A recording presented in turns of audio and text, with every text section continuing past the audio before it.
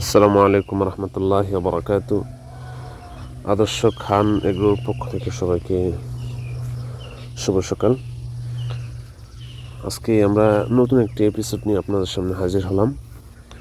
তো বিশেষ করে আজকের এপিসোডে আমরা বলবো আমাদের বাড়ির যে পুকুর আছে, পুকুরে মাছ চাষ করার জন্য আমরা অনেক চেষ্টা করতেছি, কিন্তু মাছ হচ্ছে না। তার বিশেষ একটি কারণ, আমাদের বাড়িতে গাছ অনেক, উপর থেকে গাছের পাতা পড়ার কারণে মাছগুলো মরে যায়, অথবা মাছগুলো পাওয়া যায় না। কোথায় যে আল্লাহ ভালো জানে। তো এখন এই পুকুরটাতে আমাদের আসলে গাছগাছালি থাকে, কিন্তু এটাতে ফার্ম নাই, তারপরও এটাতে মাছ হয় না। তো এটার প্রতিকার হিসেবে কি করা যায়, কিভাবে মাছ চাষ করলে পরে মাছগুলো মারা যাবে না বা মাছগুলো সঠিকভাবে চাষ করা যাবে, যারা মাছ চাষের ব্যাপারে অভিজ্ঞ আছেন আপনাদের কাছে এটা প্রতিকারের জন্য সুপরামর্শ চাই।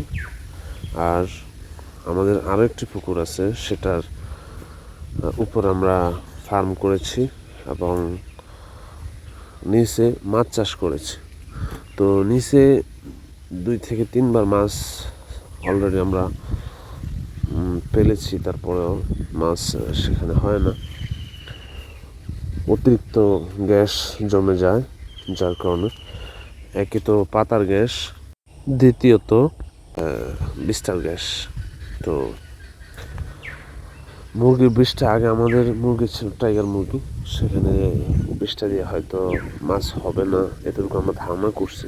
বাকিটা আমাদের জানা নাই কিভাবে করলে মাছটা আসলে টিকবো, এটা বুঝতেছি না। যারা অভিজ্ঞ আছেন অবশ্যই আপনারা পরামর্শ দিবেন, সুপরামর্শ চাই আপনাদের। আর এখন আমাদের মুরগিটা হচ্ছে ব্রয়লার মুরগি।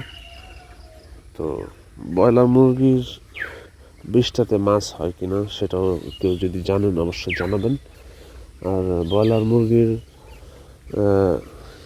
বিষটাগুলো আসলে মাছের জন্য উপকারী কিনা, নাকি এটাতেও গ্যাস জন্মায়, যদি কেউ জানেন অবশ্যই জানাবেন। সবাইকে ধন্যবাদ জানিয়ে আজকের মতো এখানে শেষ করছি। আল্লাহ হাফেজ। আসসালামু আলাইকুম রহমতুল্লাহি ওয়া বারাকাতুহু।